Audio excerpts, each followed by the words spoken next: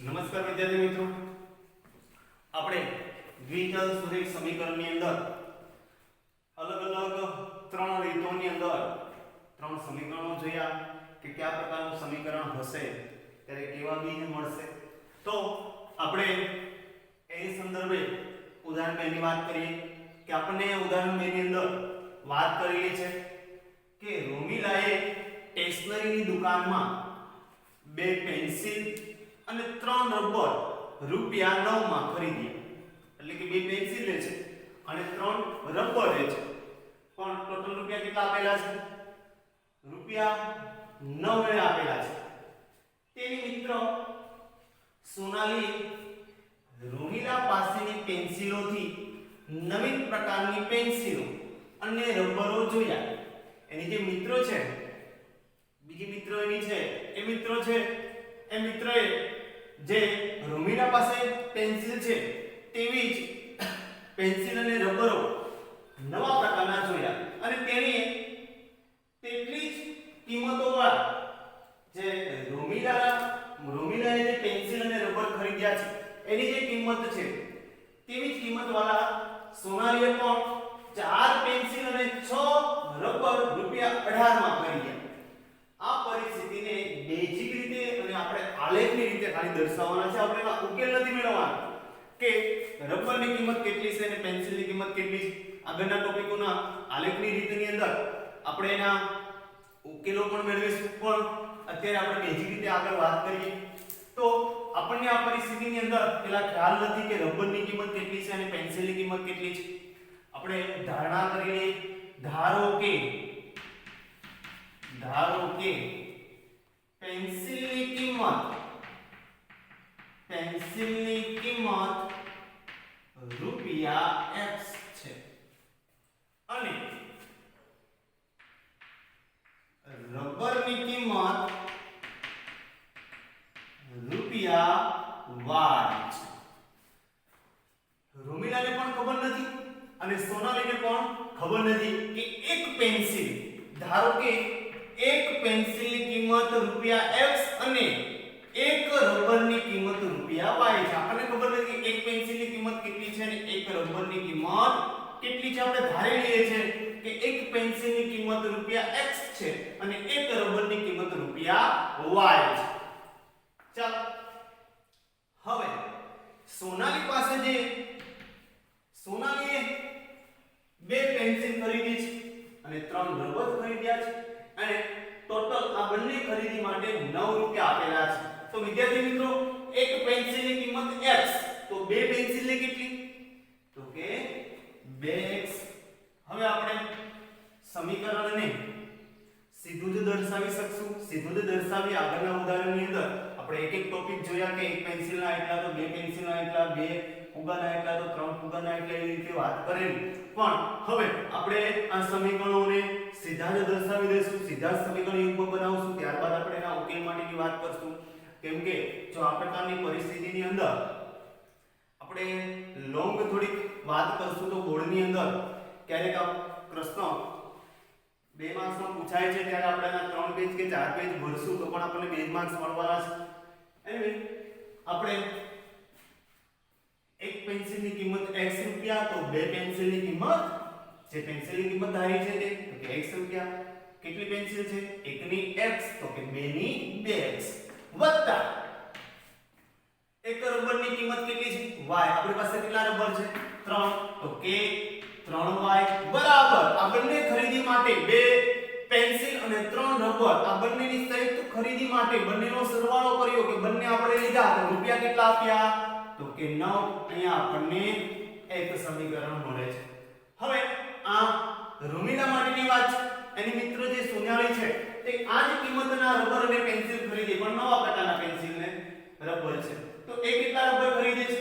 તો કે સાહેબ તેણીએ આ જ કિંમતો વાળા 4 પેન્સિલ, એક પેન્સિલની કિંમત x, તો 4 ની, તો કે 4x વત્તા બંને સાથે ખરીદે છે 6 રબરની કિંમત, એક રબરની x, તો 6 ની, તો કે 6, એક રબરની y, તો 6 ની, તો કે 6y.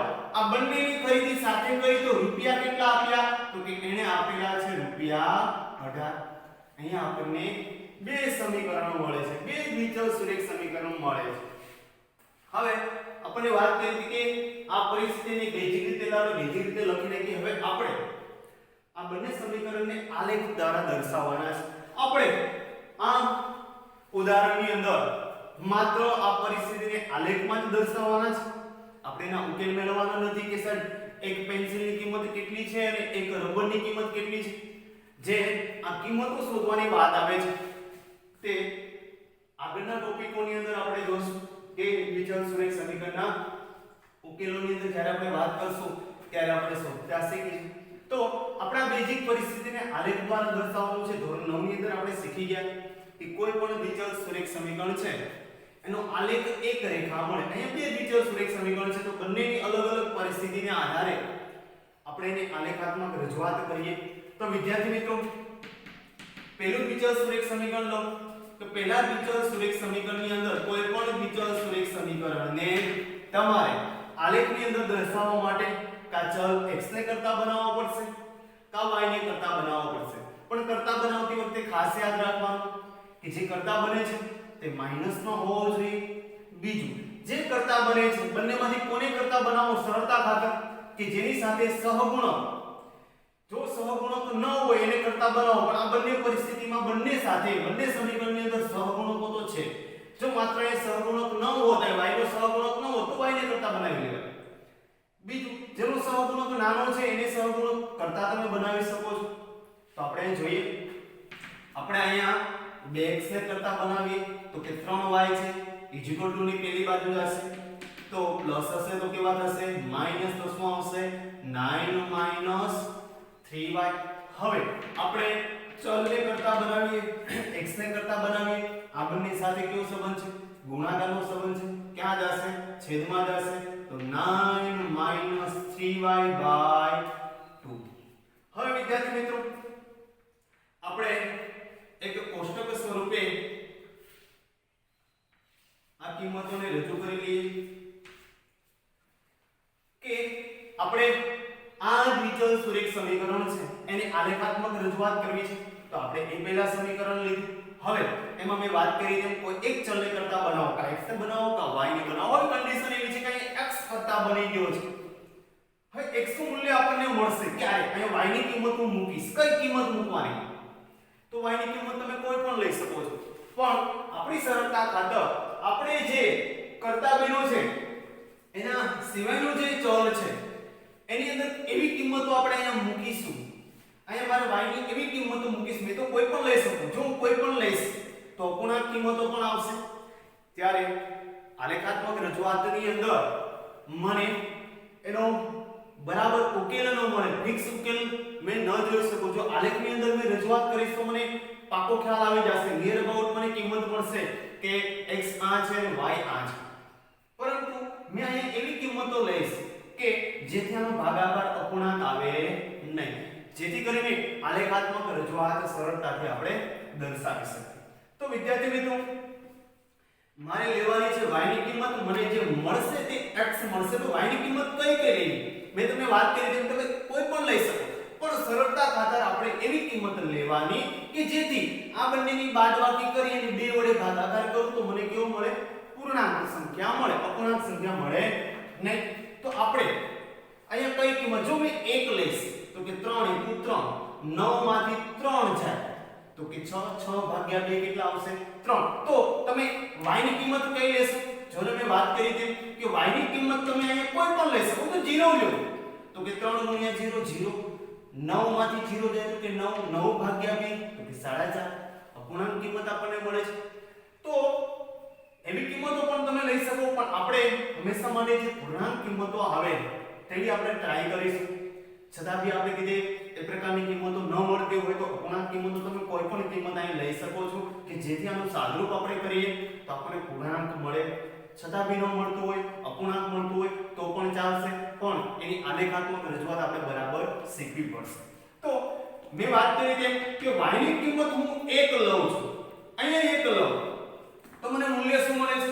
y ની કિંમત હું 1 લઉં છું તો અહીંયા 1 લઈશ તો કે 3 * 3 9 માંથી 3 જશે તો કેટલા વધશે? 6 ભાગ્યા 2 એટલે મને x કેટલો મળશે? કે 3 મળશે. હવે બીજી કોઈ કિંમત લેજો કે દાખલા તરીકે હું -1 લઉં તો કે 9 - 3 ઇન્ટુ ગુણાકારમાં માઈનસ માઈનસ પ્લસ થશે તો કે 3 * 3 3 ને 9 12 ભાગ્યા 2 એટલે આપણને કેટલા મળશે 6 મળશે. હવે મેં કોઈ બીજી એક કિંમત લઉં ધારો કે મેં અહીંયા 3 લઉં છું તો કે 3 તરી 9 9 માંથી 9 જાય તો કે 0 0 ભાગ્યા કોઈ પણ એટલે આપણને શું મળશે 0 મળશે. x નું મૂલ્ય આપણને 0 મળશે ક્યારે કે y બરાબર હું જ્યારે 3 લઈશ ત્યારે. હવે વિદ્યાર્થી મિત્રો આપણે પહેલા સમીકરણને આલેખાત્મક રજૂઆત માટેની વાત કરી તેમ કે બંને દ્વિચલ સુરેખ સમીકરણને આલેખાત્મક રજૂઆત કરવા માટે સૌપ્રથમ કોઈ પણ એક દ્વિચલ સુરેખ સમીકરણ લો, ત્યારબાદ એમાં કોઈ એક ચલને કરતા બનાવો, એ ચલના આધારે એક કોષ્ટક બનાવી લો કે અહીંયા તમે જે કિંમત લેશો જેને મૂકશો તેને દર્શાવી દો, જે મળશે તેને દર્શાવી દો. તો અહીંયા આપણે x ને કરતા બનાવ્યો હતો તો કે y ની કિંમત લઈશ તો મને મળશે તે કોની મળશે x ની કિંમત લઈશ. તેવી રીતે મેં બીજું સમીકરણ લઈ લો. બીજું સમીકરણ છે મારી પાસે 4x + 6y = 18. અહીં યાદ રાખવાનું કે જો બે પદની અંદરથી કે કોમન નીકળતો હોય તો કોમન કાઢી લો, પણ જો કોમન નીકળતું હશે એ કોમન સંખ્યા = ની આ બાજુ જે સંખ્યા છે કે આ સંખ્યાને તે સંખ્યા વડે ભાગી શકાય તેમ હોય તો જ આપણે કોમન કાઢશું. બાકીના સંજોગોની અંદર આપણે કોમન કાઢીશું નહીં. કેમ કે જો અહીંયા 9 હોત અહીંયા આપણે ધારી અહીં જોઈએ છે કે બંનેની અંદર 4 અને 6 કે 2 છે કે બંનેનો અવયવ કહેવાય. તો આની અંદરથી આપણે કોમન કેટલા નીકળશે તો કે 2 નીકળશે. 2 દુને 4 2 ના ઘડિયામાં 6 તો કે 2 તરી 6 = 18. બે કોમન કાઢ્યા. હવે આ બંને સમીકરણની સાથે ગુણાકારનો સંબંધ છે, આ ક્યાં જશે છેદમાં જશે તો આપણને શું સમીકરણ મળશે 2x + 3y = 18/2. ચલો આગળ સાદુરૂપ આપીએ 2x + 3y = 9. મેં વાત કરી તેમ કે જો તમે કોમન અહીંયા કાઢો છો પણ = ની આ તરફ જે સંખ્યા છે આ સંખ્યા વડે આ સંખ્યા ભાગી શકાય તેમ હોય તો જ કોમન કાઢો. અને અહીંયા આપણને અપૂર્ણાંક કિંમત પણ મળે. જો અહીંયા 9 હોત તો 9 ભાગ્યા 2 કરી તો 4.5 આવે. તો ત્યારે ભાઈવા તમારે સાદુરૂપ આપવામાં મને કંઈ ને કંઈ મુશ્કેલી પડશે. ત્યારે આવા સંજોગોની અંદર આપણે કોમન કાઢીશું નહીં.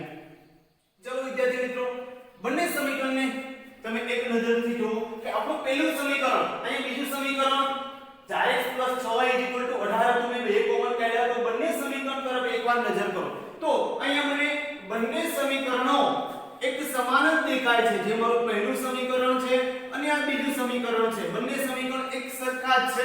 x નો સહગુણક y નો સહગુણક અને અચળ પદ બંને સમીકરણો સમાન જ છે.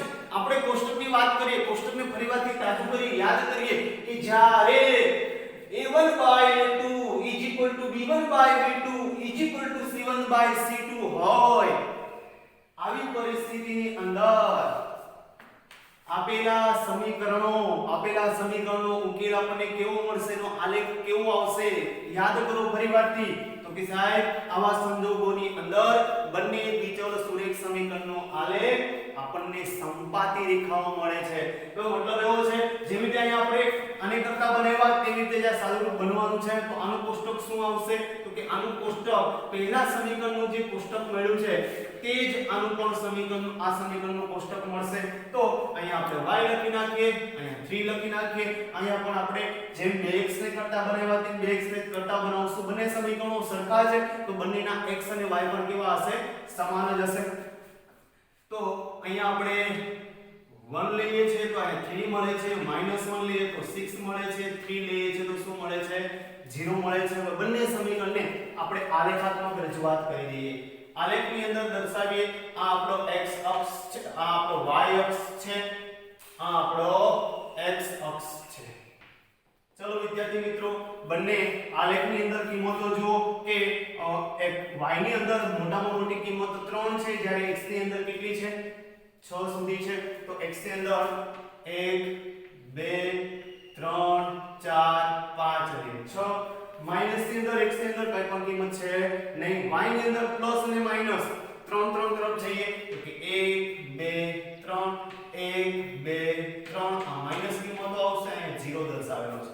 ચાલો હવે x જ્યારે 3 ત્યારે y કેટલો? 1. x જ્યારે 3 ત્યારે y 1. એ બિંદુને આપણે અહીંયા દર્શાવવું, તે બિંદુનું નામ લખશું 3 1.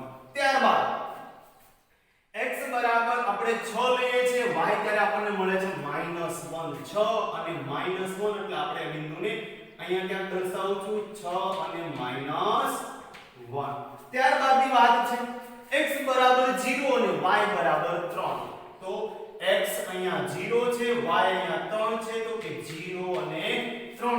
તેવું છે આ સમીકરણની અંદર દર્શાવજો તો એ પણ બિંદુઓ આ જ આવશે, કેમ કે બંને સમીકરણો કેવા છે?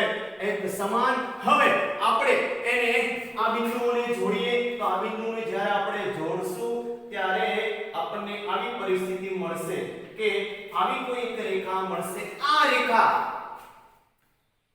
આપણે વાત કરી હતી કે સુરેખ સમીકરણનો આલેખ એક રેખા હોય તો બંને સમીકરણો માટે એક જ રેખા મળશે. આ રેખાને આપણે L પણ કહી શકીએ, M પણ કહી શકીએ.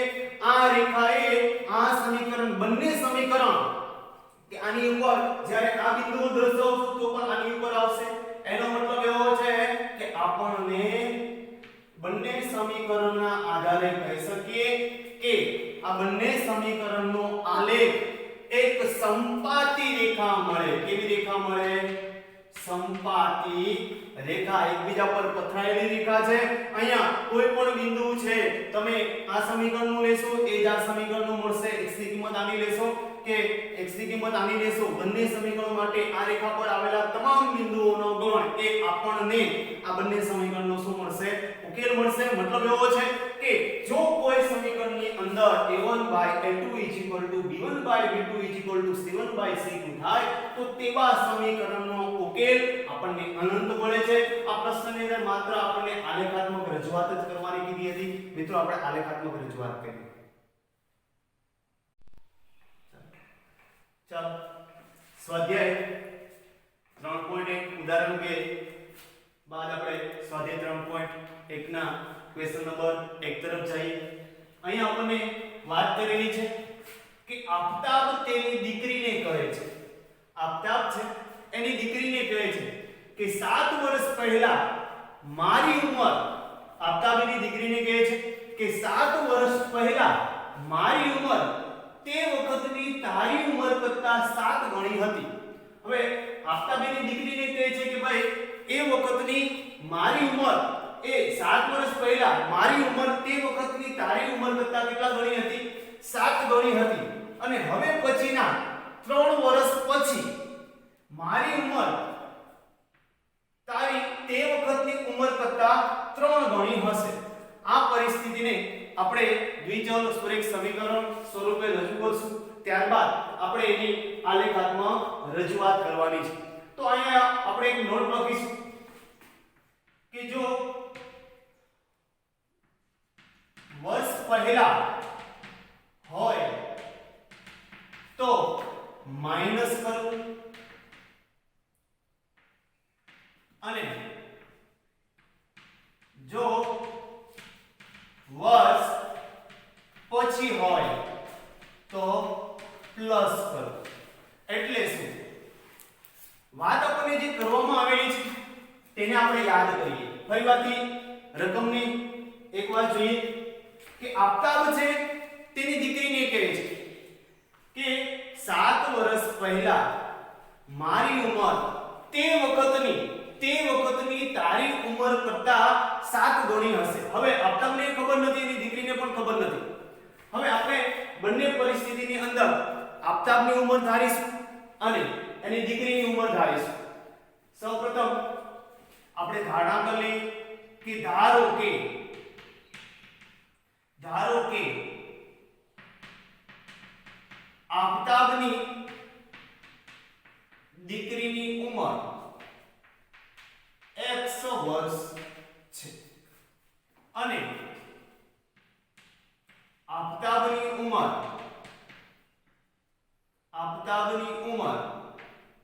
y વર્ષ છે. હવે આ પરિસ્થિતિની અંદર આપણને આફતાબની ઉંમર નથી ખબર, એની દીકરીની ઉંમર નથી ખબર. હવે મેં અહીં નોટ લખેલી છે કે જો તમને કોઈ પણ ક્વેશ્ચનની અંદર એવું કહેવામાં આવે કે ભાઈ સુલેમાનની ઉંમર તેની દીકરી શાંતાની ઉંમર કરતા આટલી છે, એના વર્ષ પછી છે, જો ક્વેશ્ચનની અંદર આપણને એવી વાત કરવામાં આવે કે વર્ષ પહેલા, તો આપણે આ પરિસ્થિતિ અંદર એની બેઝિક જ્યારે રજૂઆત કરતા હશું ત્યારે આપણે વર્ષ પહેલા એવું કીધું હોય તો આપણે શું કરવું પડશે કે માઈનસ કરવું પડશે. વાત એવી છે કે આજનો જે દિવસ ચાલે છે એના પહેલાના દિવસની વાત અને એના પછીના દિવસની વાત, જે બાદ જે જતું રહ્યું છે એને આપણે શું કરશું બાદ કરશું, જે આવવાનું છે એને આપણે શું કરશું પ્લસ કરશું. તો આપણે ધારણા કરી લીધી છે કે ધારો કે આફતાબની દીકરીની ઉંમર x વર્ષ છે અને આફતાબની ઉંમર y વર્ષ છે. હવે અહીંયા આપણે વાત કરેલી છે 7 વર્ષ પહેલા, તો 7 વર્ષ પહેલાની આફતાબની ઉંમર પણ આપણને ખબર નથી અને એની દીકરીની ઉંમર પણ ખબર નથી. હવે 7 વર્ષ પહેલાની આપણે બંનેની ઉંમર શોધી લઈએ કે આફતાબની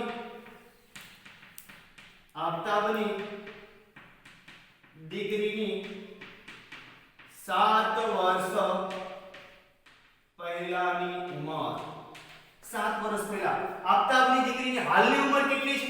હાલની ઉંમર આપણે x વર્ષ થાય અને આફતાબની ઉંમર શું છે y વર્ષ, આપણને ખ્યાલ નથી. તો આફતાબની દીકરીની 7 વર્ષ પહેલાની ઉંમર શું થશે? તો કે હાલની જે ઉંમર છે, હાલની ઉંમરમાંથી 7 વર્ષ પહેલાની ઉંમર, તો હાલની ઉંમરમાંથી આપણે 7 વર્ષ પહેલા માટે શું કરશું? મેં શું કીધું કે સાહેબ વર્ષ પહેલા કીધું હોય તો તમે જે હાલની ઉંમર હોય એમાંથી તમારે શું કરવું પડશે? બાદ 7 હોય તો 7, 10 હોય તો 10, 15 હોય તો 15. તો આફતાબની દીકરીની 7 વર્ષ પહેલાની ઉંમર શું આવશે? તો કે આફતાબની દીકરીની હાલની ઉંમર આપણે x ધારી છે, એમાંથી 7 વર્ષ પહેલા એટલે શું કરવું પડશે? આપણે જે જતી રહી છે ઉંમર, તો આપણે શું કરવું પડશે? હાલની ઉંમરમાંથી જે 7 વર્ષ પહેલાની ઉંમરને શું કરવી પડશે? બાદ કરવી પડશે. ત્યારબાદ આફતાબની 7 વર્ષ પહેલાની ઉંમર, આફતાબની હાલની ઉંમર આપણે શું ધાર્યું છે? તો કે y ધારેલા છે.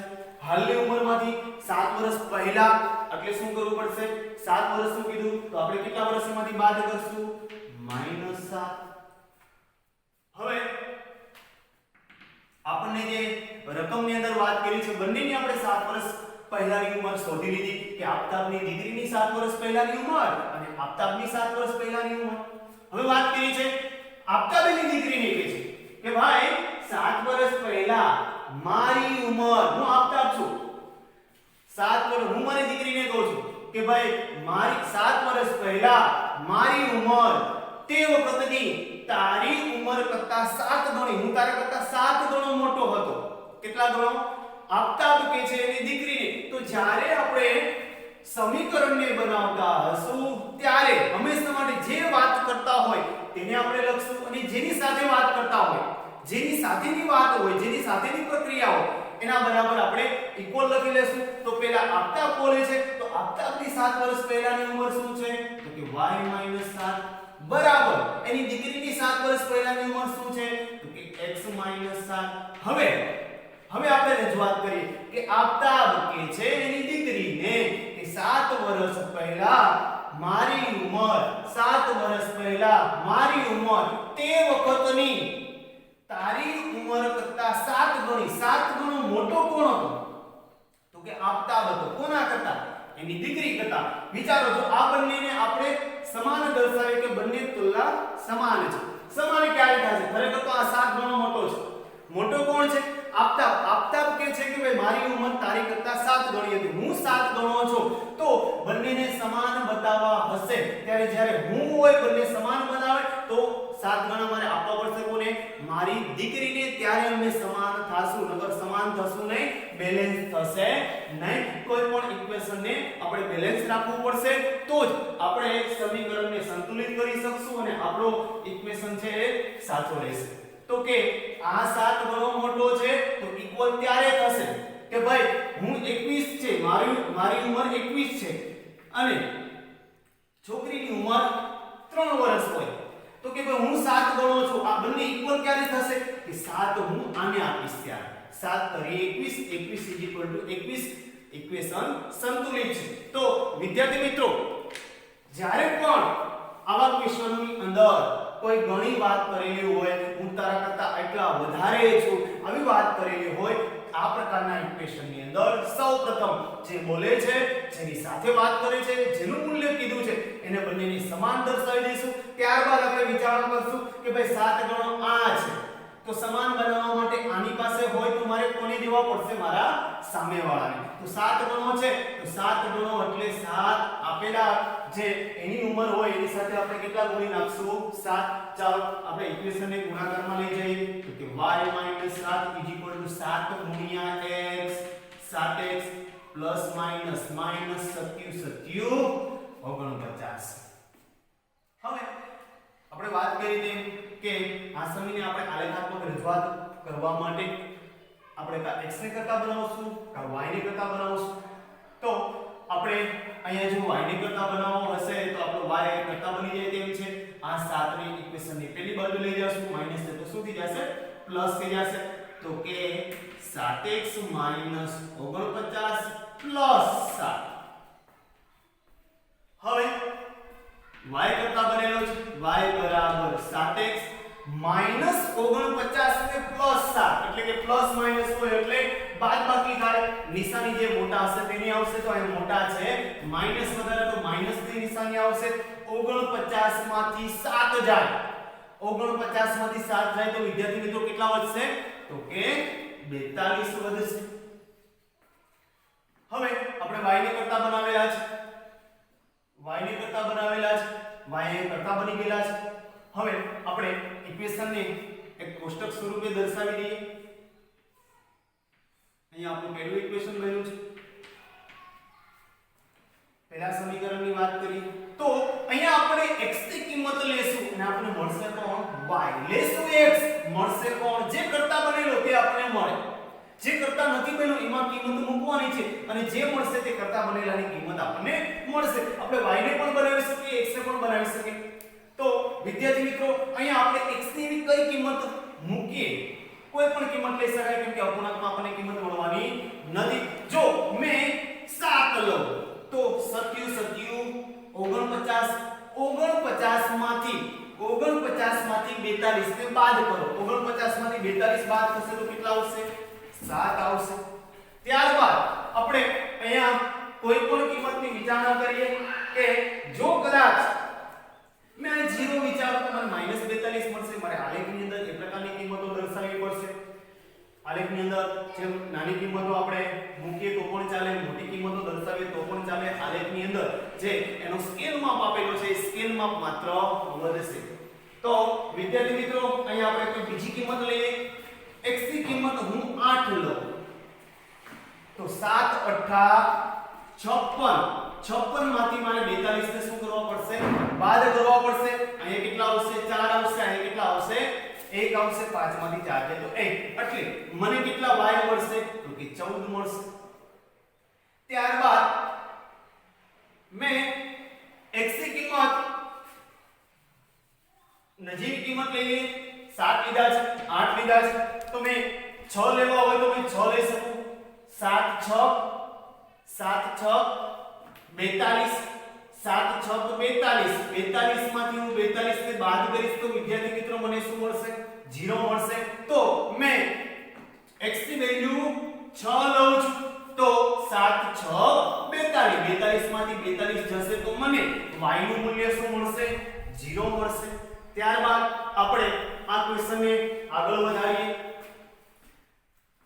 ફરીથી આ મુદ્દાને યાદ રાખીશું કે કોઈ પણ વર્ષ પહેલા કીધું હોય, પહેલા હોય તો -1 પછી તો કે શું કરવું વર્ષોમાં પ્લસ કરવું તો અહીંયા આપણે આફતાબની દીકરીની ઉંમર x ધારી લીધી છે આફતાબની ઉંમર y ધારી લીધી છે 7 વર્ષ પહેલાની વાત કરી તો હવે આપણે પ્રશ્નને આગળ વધારીએ હવે એમ કે છે 7 ગણી હતી હવે પછીના 3 વર્ષ પછીના 3 વર્ષ આપણે 7 વર્ષની વાત કરી હવે 3 વર્ષ પછી મારી ઉંમર હું આફતાબ છું મારી દીકરીને એમ કહું છું કે 3 વર્ષ પછી મારી ઉંમર તારી તે વખતની ઉંમર કરતા 3 ગણી હશે 3 વર્ષ પછી તો આપણે બંનેની 3 વર્ષ પછીની ઉંમર ધારી લઈએ શોધી લઈએ ધારો કે હવે આફતાબની